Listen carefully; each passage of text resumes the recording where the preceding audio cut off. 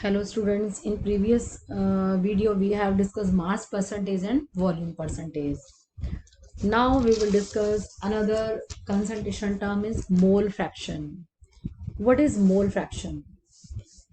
Mole fraction of a component is equal number of moles of the component upon total number of moles of all the component. Means what is mole fraction? Mole fraction को represent करते हैं chi से. This is the just like this chi. But normally अभी आपको discuss करती हूँ, इसको हम x लेके ही चल लेते हैं कि x की जैसे है, इसको जो है x को थोड़ा लंबा वो करते हैं. This the chi. तो but what is mole fraction? It is a ratio. What is mole fraction? It is a ratio of number of moles. Wait.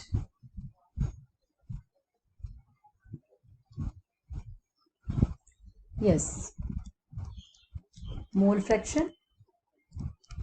Mole fraction इसको रिप्रेजेंट करेंगे जस्ट लाइक ऐसे लिखते हैं इसको काई. ठीक है, बट हम इसको x लेके चलते हैं. नॉर्मली x की टर्म में यूज करते हैं कि x is a mole fraction. तो mole fraction it is the ratio. It is the ratio of number of moles of one component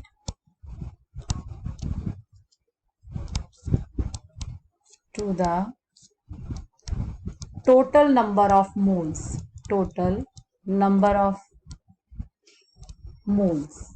यानी टोटल नंबर ऑफ मोल्स कितने हैं और उसमें वन आपका जो है it is the ratio of number of moles of one component to the total number of moles. Total number of moles किसमें? In the solution. Present in the solution. Present in the solution. Solution means क्या हो गया? Solute plus solvent. तो number of moles आपको मालूम है. What is number of moles? Number of moles is equal to given mass upon में क्या आता है? Molar mass. गिवन मास कितना है अपॉन में मोलर मास हो जाएगा. तो मोल फ्रैक्शन कंपोनेंट ए, सपोज सॉल्यूट का निकालना है, सॉल्वेंट का निकालना है, तो किस टाइप से आप किसी भी कंपोनेंट का निकाल सकते हो. One component, two component. तो इन सॉल्यूशन में आपको मालूम है दिस सॉल्यूशन, सपोज सॉल्यूशन में there are two components, solute and solvent. Suppose solute को हमने लिया B और सॉल्वेंट इज A. तो number of moles of solute NB हो जाएगा आपका, and number of moles of solvent Na. तो मोल फ्रैक्शन ऑफ आप निकाल सकते हो. इसमें कैलकुलेट करना है number of moles of solute NB ले लिया, number of moles of solvent Na हो गया. तो number of moles fraction of solute का क्या आ जाएगा आपका? तो नंबर ऑफ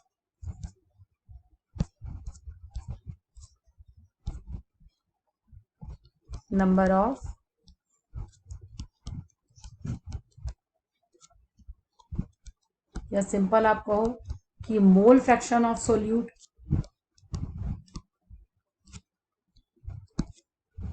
मीन्स आपने लिया एक से, यानी काई ए. यहाँ पर क्या आएगा?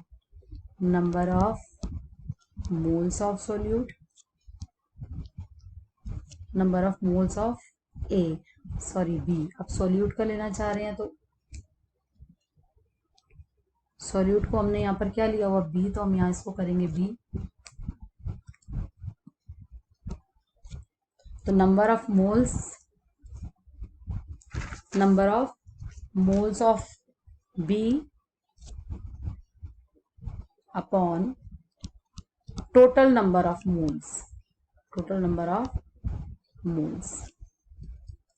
कितना निकल आएगा आपका? NB अपॉन में Na प्लस NB.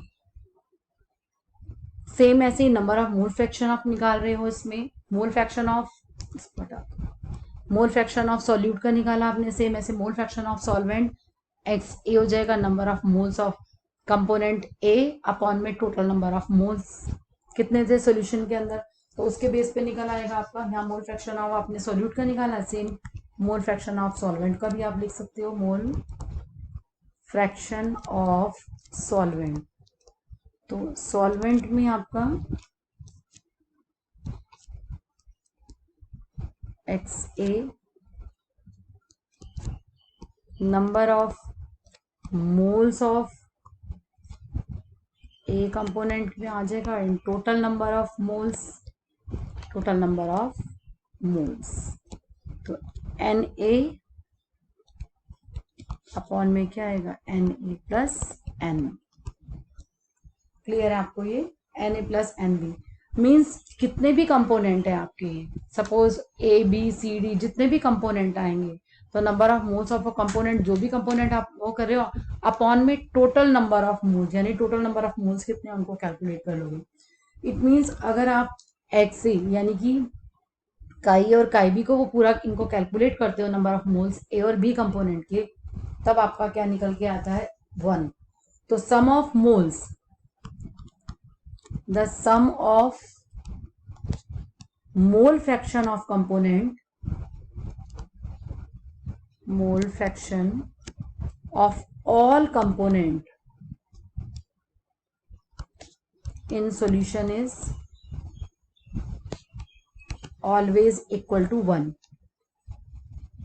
always equal to 1। कितना आगे चलेगा, 1। इट मीन्स आप पूरा इसको कैलकुलेट करके चलते हो तो यहां पर निकलेगा x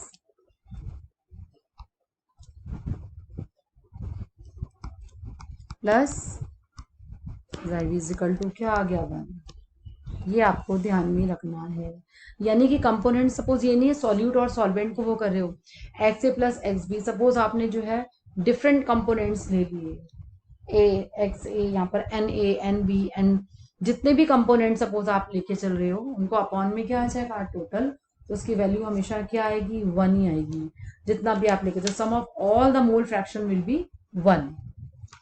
क्लियर, रिपीट करते हैं, व्हाट इज मोल फ्रैक्शन। तो आप वापस इसी पे आइए कि मोल फ्रैक्शन क्या है, मोल फ्रैक्शन ऑफ कंपोनेंट यानी number of moles of the component upon में total number of moles in the component.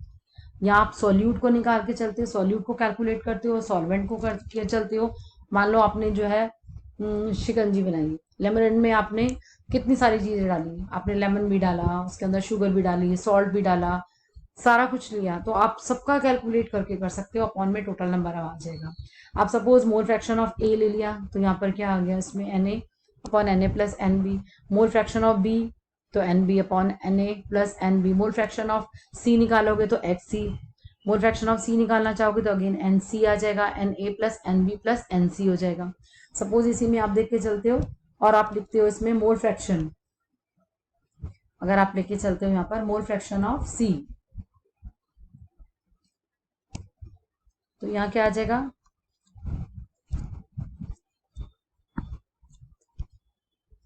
Wait एक मिनट कलर चेंज कर लो, अब आ जाएगा मोल फ्रैक्शन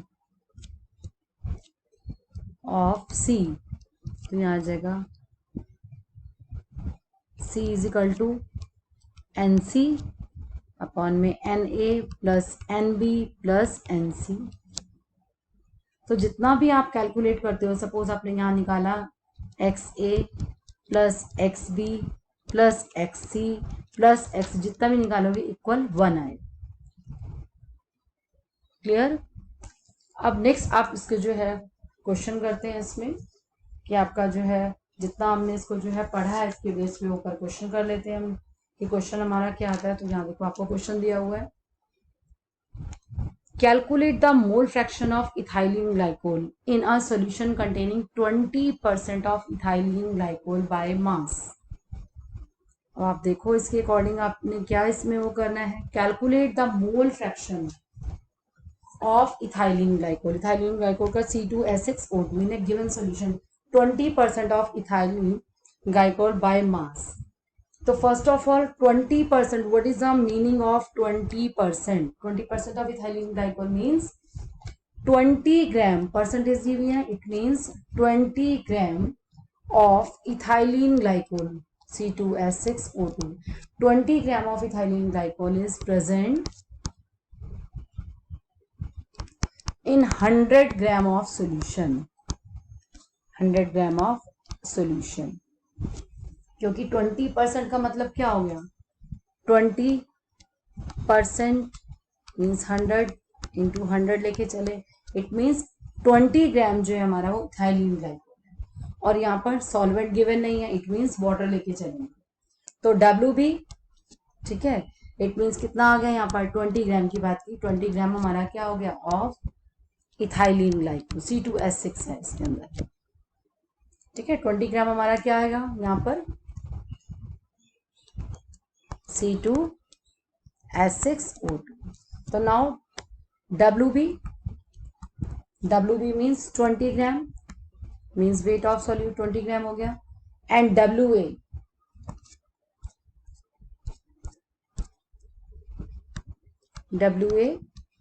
80 ग्राम, मीन्स किसको लिया हुआ हमने, वाटर ऑफ H2।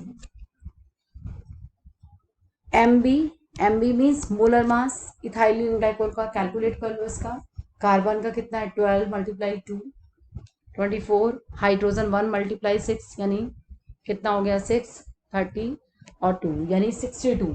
इसका पूरा मोलर मास कैलकुलेट करोगे तो कितना आएगा 62, और MA यानी वाटर का 18 ग्राम, सॉरी मोलर मास कितना आ जाएगा इसका 18, तो यहाँ पर आपका आ गया वाटर का 18 हो गया। अब now number of moles of solute, number of moles of solute means क्या होगा WB upon MB, number of moles of solvent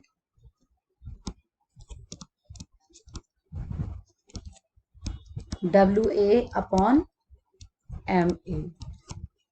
तो आपको मालूम है WB 20, 62, सेम 80 अपॉन 18 निकल आया। अब आप मोल फ्रैक्शन कैलकुलेट कर सकते हो, यानी मोल फ्रैक्शन ऑफ किसका दिया हुआ है, calculate the mole fraction of ethylene glycol means solute का, तो mole fraction of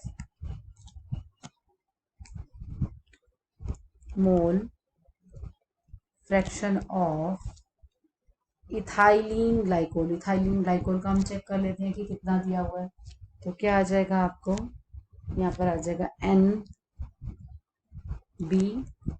upon NA प्लस NB, यार इसको कैलकुलेट कर लो। NB हमारा कितना गिवन है, यहाँ आ जाते हैं NB हमने अभी यहाँ पर किया था number of moles of solute, यानी कि WB अपॉन क्या हो गया MB अपॉन में WA upon MA plus WB upon MB।